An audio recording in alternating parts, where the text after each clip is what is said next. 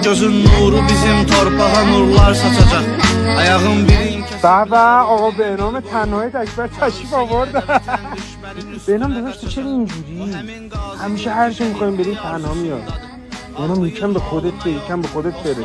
داداش تو نگاه کن ببین چقدر داریم از زندگیمون لذت میبریم. ببین به این که کسی به من نگاه میکنه از من خوشش میاد یا نه کاری ندارم. یه چی میگم تو یادت باشه، انقدی دختر مجرد تو این خیابونا هست که مثل قحطی زده مجبور نباشی بری سراغ زن شوهردار. اون حس قدرت و برنده بودن و جذابیت تو ببر یه جا دیگه شکوفا کن، نه وسط زندگی یکی دیگه. تو همین لبنبازی و اشواق و خندهاتو ببر واسه اون بدبختی که صبح تا شب داره به عشق تو کار میکنه، بعد تو پولشو میاری خرج یه پسر غریبه میکنی. حالا فهمیدی چرا من تنهام؟ Çəkilin qazi gəlir üstündə vətən torpağı. O həmin torpağın üstündə bitən bir çiçəkdir. Sağlığını ver